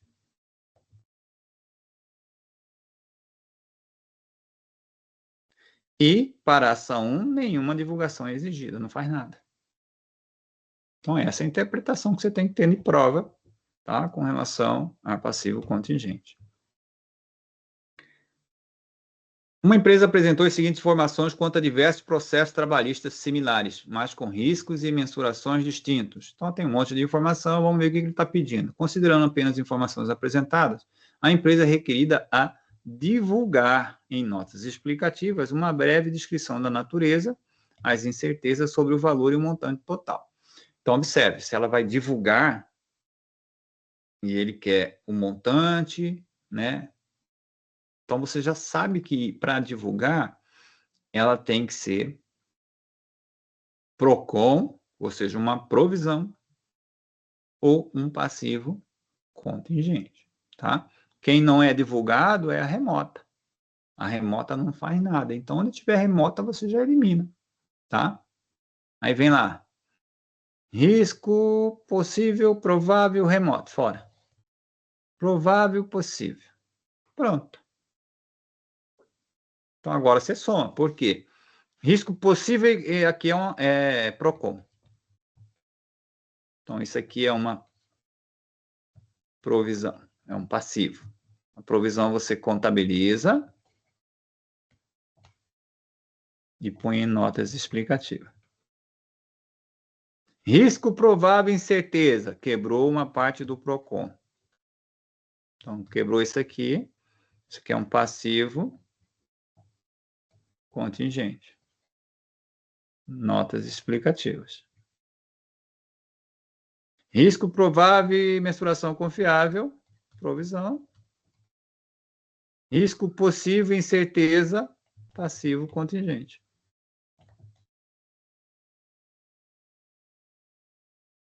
Notas explicativas. Aqui contabiliza mais notas explicativas. Como ele pediu aquilo que vai ser divulgado, então é tanto o passivo, que é a provisão, assim como o passivo contingente. Tá? Você vai somar aí 100 com 300 dá 400, com mais 200 dá 600 e 28 gabarito letra D. Moeda funcional. Tá? Nós não tivemos a aula ao vivo, mas deixei para vocês assistirem. Caiu na primeira prova, né? Tanto no Rio Grande do Sul quanto na geral. Mas vamos lá. Só um pouquinho moeda- ali, Vale. Maurício, ali não é possível, não é provável, é possível ali assim, um risco possível e provável é a mesma coisa que o PROCON? Não. PROCON é pró, de provável. Então, mas a primeira ali se colocou PROCON, risco possível e confiável. Ah, então, pelo amor de Deus, está certo. Eu falei risco possível ali, não é. Então, ali não é o pró. Então, corte aqui. Isso ali não é provisão. Obrigado. Aí, isso aqui é um passivo contingente. O gabarito não é esse. É assim. Passivo contingente. Notas explicativas. Você tem que entender a pergunta, meu Ademar. Ó, a pergunta é: considerando apenas informações apresentadas, a empresa é requerida a divulgar em notas explicativas uma breve descrição sobre a natureza e a incerteza. A incerteza é se é provável, possível, mas o que vai em nota A explicativa? nota explicativa vai as duas, tá certo. Entendeu? Tá certo. Bom, moeda funcional. Qual é o conceito de moeda funcional? Isso aí é o CPC 02. Tá? É aquela moeda que mais influencia os preços de vender um produto ou prestação de um serviço. É a moeda do país, cujas forças competitivas, regulamento determinam os preços de vender os seus produtos e serviços. Então, é a moeda que influencia os custos de mão de obra. Então, moeda funcional é a moeda que tem maior influência nas operações de prestação de serviços, de venda de produtos, tá? De custo de mão de obra daquele país. Geralmente, a moeda funcional do Brasil é o real, dos Estados Unidos é o dólar. Essa é a moeda funcional, tá? Bom, como é feita a apresentação dessa moeda de transações em moeda estrangeira? Bom, você comprou algo, ou vendeu algo, o que for, tá? Vamos supor que você comprou uma mercadoria aqui. Você comprou ela por $1.000. Sua moeda funcional é o real, então eu preciso transformar $1.000 em reais, tá? Então aqui você vai usar a taxa de câmbio. Vamos supor que seja 5. Então, você vai reconhecer esse ativo, mercadorias, pelo valor de 5.000. Então, você debita lá. Mercadorias, 5.000. E aqui você tem a dívida com fornecedores estrangeiros. No exterior, lá, vamos colocar aqui. 5.000. Aí esse foi o lançamento. Então, o reconhecimento inicial foi feito pela moeda funcional do país, que é o real, tá? E o que eu fiz? Apliquei uma taxa de câmbio à vista, na data da transação, ou seja, o valor do câmbio na data que eu estou fazendo a operação. Beleza? Então, esta é a apresentação da moeda quando eu compro o ativo, quando eu estou vendendo, vai ser sempre o reconhecimento inicial pela moeda funcional, usando a taxa de câmbio na data que você está fazendo a transação. Agora, eu posso ter em momentos subsequentes, né? Por exemplo, qual é o valor? Aqui foi em janeiro. Em dezembro, eu tenho que levantar o balanço. Qual valor eu vou apresentar? Os mesmos 5.000? Né? Tem que tomar muito cuidado, tá? Então, aqui você vai ter que entregar na data do balanço, você precisa ainda de $1.000. Vai depender da taxa de câmbio aqui, né? Vamos imaginar que a taxa aqui esteja 5,50. Então, você vai precisar de 5.500. 5.500 reais para poder comprar $1.000. Aí você tem que fazer a atualização da dívida, né? Sua dívida não é mais 5.000, passou a ser 5.500. Então, observe que você ganha 500 aqui na dívida. E isso para você é ruim, porque você teve aqui uma variação cambial. É uma despesa, porque ela foi negativa para você. Tá? Isso é uma despesa. Observe que é uma despesa que não afeta a caixa também, tá?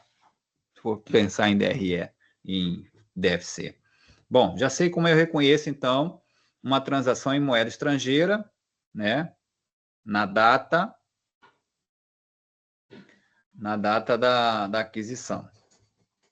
E em períodos subsequentes, você vai ter que separar os itens monetários dos itens monetários. Os itens monetários são convertidos, tá? Quando eu for levantar o balanço, eu vou pegar aquele saldo daquela conta e converter pela taxa de câmbio do fechamento do período, ou seja, da data do balanço para os itens monetários.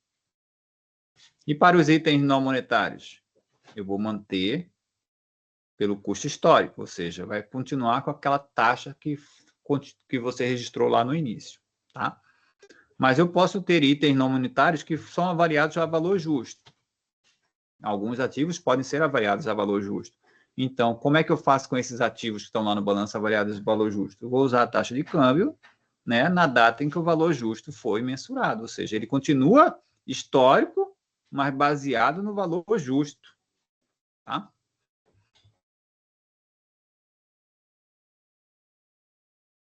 De reconhecimento de diferenças de câmbio. Nós vimos ali, né, que houve a variação do câmbio, você debita uma despesa e credita, aumentando aquele ativo ou passivo, tá?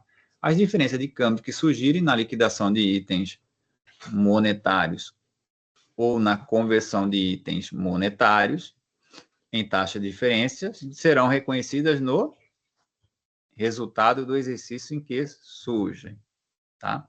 Então, observe. Gerou uma despesa, gerou uma receita. Depende da variação. Então, ele vai para o resultado naquele exercício. Tá? Agora, tome cuidado. Nas demonstrações consolidadas, essas diferenças de câmbio devem ser reconhecidas inicialmente em outros resultados abrangentes. E depois, sim, reclassificar para o resultado do exercício, tá? Então, primeiro ela passa, porque é uma flutuação. Olha o que eu fiz aqui para você. Eu fiz aqui, ó, na data do balanço, variou o câmbio. Só que aqui eu não paguei a dívida ainda. Então, observe que é uma coisa futura, não sei quando vou pagar ainda. Então, enquanto essa variação acontecer, você joga lá no ajuste e avaliação patrimonial. Quando for pagar, você reclassifica para o resultado. É isso que ele está dizendo, tá? Mudança na moeda funcional. Quando houver uma mudança de moeda, a entidade aplicará os procedimentos de conversão de forma prospectiva, a partir da data da mudança. Então, eu tinha uma moeda real, tá? E mudei agora essa moeda, deixou de ser real, passou a ser o dólar. Então, eu vou pegar, aplicar prospectivamente a partir da data desta mudança. Daqui para frente, você utiliza.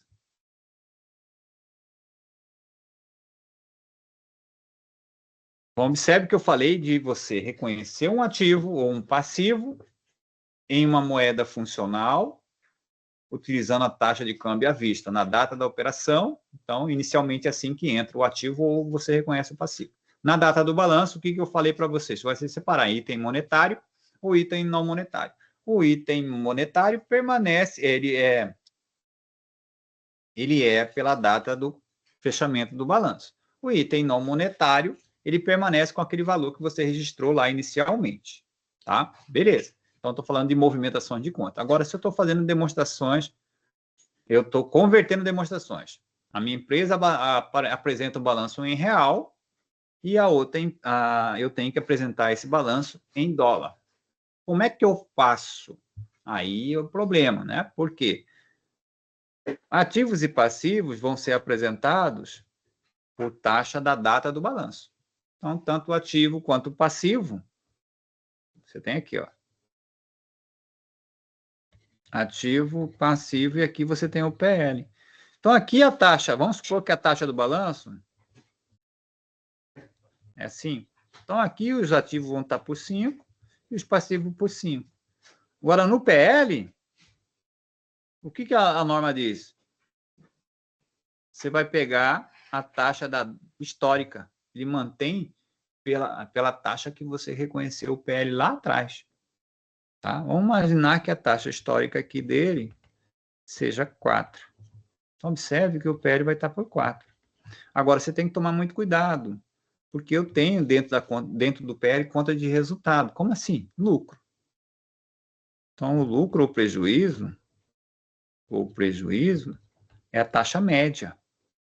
E a taxa média aqui foi 4,5. Então, observe que o PL todo é 4, mas você tem uma discrepância dentro do PL. Aqui o PL. Você tem todas as contas do PL a 4. E uma delas vai estar a 4,5. Então, aqui vai ter uma variação, uma diferença. Dentro do PL tem uma diferença, e você observa que o PL tem uma diferença em relação a todos os ativos e passivos que estão por 5. Então, aí surge um problema. Tá? Então, essas variações nas conversões, são as variações cambiais, vão ser registradas lá dentro do próprio PL. Tá? Então, você vai consertar dentro do PL, criando uma conta de chamada de ajuste de conversão. Tá? Ajuste acumulado de conversão, também conhecido como outros resultados abrangentes. Tá? Então, isso que acontece dentro do balanço. Só para você ter uma ideia aqui, tá? Nós vimos que ativos e passivos são de uma forma, monetários. Os não monetários são de outra forma. Então, aqui eu vou ter por uma taxa, aqui eu vou ter por outra taxa, tá? E aqui dentro do PL eu vou ter o problema. Um está por uma taxa, o outro está por a taxa média. Então, vai ter diferença. Quando surge isso aí, você vai trazer para isso aqui, para a conta de ajuste de conversão. Tá? Então, para poder fechar o balanço no momento da conversão, eu trago para cá. Tá bom? Só para vocês terem uma ideia. Vamos lá fazendo alguma questão aqui. A variação de câmbio que gera ganhos ou perdas iniciais, cambiais acumuladas, de um investimento no exterior foi reconhecida contabilmente em outros resultados abrangentes. Então, ele está falando que a variação de câmbio está lá na DRA, certo? Está lá na DRA essa variação, porque a DRA surge da conta de outros resultados abrangentes, né? Lá do ajuste à variação patrimonial. No período seguinte, o investimento foi vendido. Em consequência, assinale a afirmativa correta acerca do tratamento contábil em relação à variação cambial do investimento. Então, você tem que lembrar, quando você tinha está aqui seu investimento, tá? Qualquer movimentação dele, aumentando ou diminuindo, você tenha reflexo, como ele falou aqui, ó, perdas ou cambiais, estava em outros resultados abrangentes. Por quê? Porque eu não sei o momento que ele vai ser realizado. É futuro. Então, eu aumento ou diminuo aqui. Tá? Essas contas de outros resultados abrangentes representam as variações no ativos e passivos financeiros, avaliados ao valor justo. Então, se ele teve um ganho em um determinado exercício e agora eu não posso reconhecer diretamente no resultado, por que eu não posso reconhecer diretamente no resultado? Porque eu não sei quando vou vender. Mas, a partir do momento, né, que o investimento foi vendido, aquilo que estava dentro da conta de outros resultados abrangentes, agora foi realizado. Então, ele vai sair daqui e vai para o resultado. Tá? Essa é a ideia que nós vimos agora aqui atrás.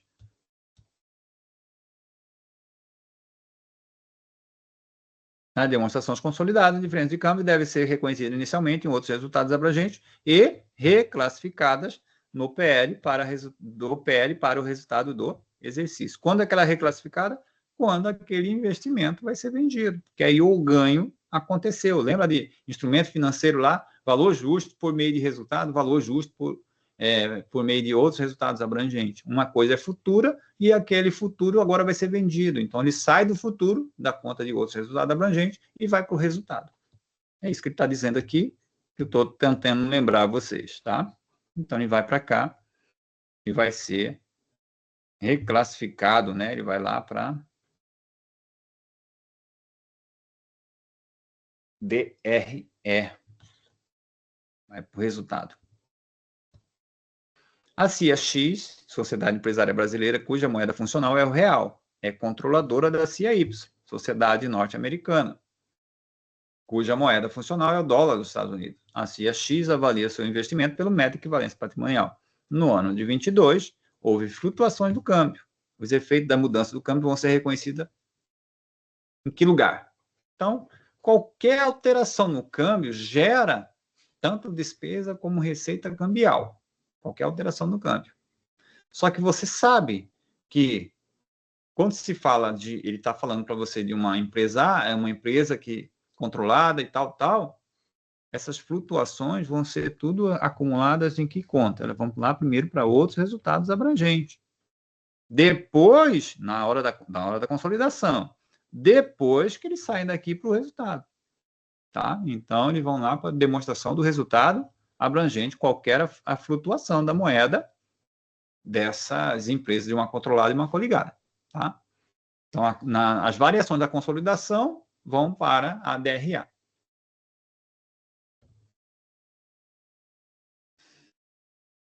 Quando uma moeda de apresentação das demonstrações contábeis difere da moeda funcional da entidade, então uma moeda de apresentar da moeda funcional, os resultados e a posição financeira da entidade, cuja moeda funcional não é a moeda da economia hiperinflacionária, deve ser convertido para a moeda de apresentação diferente de cada demonstração apresentada.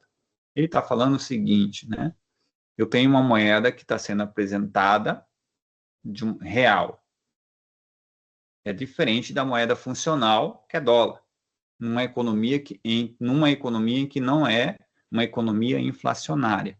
Por que ele está falando isso? Porque quando eu tenho uma economia inflacionária, eu tenho que fazer primeiro o ajuste nas contas para chegar aos dois estar no mesmo poder aquisitivo. Tá? O efeito da inflação e fazendo com que os valores tenham os mesmos efeitos. Aí depois eu vou aplicar. Tá? Bom, o que ele está falando aí? Ele quer saber o que você vai fazer, né, quando você tem essa situação que você vai pegar um balanço de real para dólar, por exemplo. Aí tem aquela ideia, né? Você vai pegar os ativos e passivos, vão ser pela taxa de câmbio do fechamento na data do balanço. Então, ativo e passivo vão estar pela mesma taxa. Tá? Mesma taxa. Ok? E o que vai acontecer? As receitas e despesas são pela taxa de câmbio que são vigentes na data das ocorrências das transações. Seria a taxa média ou a taxa, né, da transação, que é quando você ocorre aqui as suas vendas. Ó. Cadê? Conta de resultado, taxa histórica, ou seja, a taxa da data que você fez a venda, ou uma taxa média. Tá? Então, as contas de resultado são receita. O dia que você vendeu, você tem a taxa daquela data. Tá? Ou depois faz pela média. Por isso que ele estava dizendo aqui, né, que é a taxa de câmbio vigente na data da venda, da transação.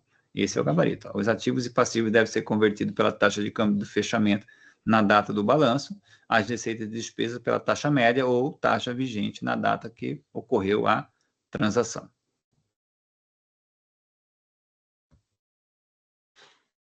Analise os seguintes fatores considerando na determinação da moeda funcional de uma entidade conforme CPC 02. Beleza, vamos lá. Ele está falando sobre moeda funcional. Moeda funcional é a moeda do país sede da entidade? Sim ou não? Verdade, né? Moeda funcional geralmente é a moeda do seu país, né? Onde você faz a maior parte das suas atividades, comprar e vender. 2. A moeda que mais influencia os preços de venda de bens e serviços? Verdade, o item 2 é verdade. Então, quando for no primeiro item verdadeiro, você já eliminava aqui, ó. Certo? E aqui. Então, só poderia ser a letra A e a letra D. Então, você já sabe que o item 1 é igual, o item 2 também tem igual. Então, também já saberia que o item 2 é verdadeiro. O que vai definir o resultado é o item 3. O item 3 está dizendo a moeda que mais influencia fatores como mão de obra e matéria-prima. Correto também. Tá? Esses 3 itens estão corretos. 1, 2 e 3. Gabarito é a letra D. E o item 4? A moeda por meio do qual são originados recursos das atividades de financiamento. Tem nada a ver? Falso. Gabarito. Letra D. 1, 2 e 3. Em 1º/12, já estou acabando, tá, galera? Segura a onda aí. Em 1º de dezembro, uma sociedade empresária adquiriu mercadoria no exterior por 10 mil. Ok. Ela comprou a 10 mil para pagar em fevereiro X1. Então, está em X0 para pagar lá em X1, em fevereiro. Na data, a cotação do dólar era 5. Então, ele pegou 10 mil, ele tinha aqui 10 mil dólares de dívida, transformou essa dívida em quanto? Reconheceu uma dívida de 50 mil. Tá? Então, ela debitou 50 mil no ativo e creditou o passivo, 50 mil fornecedores. Aí vem, no fechamento do exercício, em 31/12/0, na data do balanço, a cotação do dólar era 5,20. Já a cotação média do dólar foi de 5,10. Observe que vai misturar tudo, para ver se você tem o conhecimento. Ainda foi estimado que a cotação em 10 de fevereiro seria de 5,30. Assinale a opção que indica o saldo da conta fornecedores, contabilizado no balanço. Ora, se o balanço é contabilizado em 31/12 de X0, para que me interessa as outras, né? Então, você tem que se preocupar com aquilo. Ele vai te dar, ó, ele te deu taxa média de 5,10. Ele me deu a taxa na data do balanço, 5,20. E ele me deu a taxa à vista, né, que é da data que ocorreu a operação, que é 5. Então, você vai usar a taxa à vista para registrar a entrada. Né? Então, você debitou lá mercadorias, 50 mil, creditou fornecedores no exterior, 50 mil. Ok. E agora? Com qual valor eu vou reconhecer na hora que elaborar o balanço? Aí você lembra ali, ó. Para a elaboração do balanço, eu vou usar a taxa da data do balanço. Tá? Então, a data do balanço é 5,20. Então, esse 50 mil vai virar 52 mil. Ele vai virar 52 mil. Para ele virar 52 mil, você vai creditar 2 mil aqui, e aí você vai debitar, né, a variação cambial.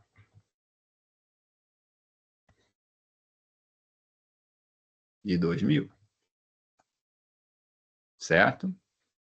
Esse é o valor que você vai fazer aí. Então, ele vai estar reconhecido pela letra D, ó, o passivo. Então, observe, ele vai falar taxa média. A taxa média é para conta de resultado. E vai te dar a taxa à vista. Vai tentar te confundir, tá?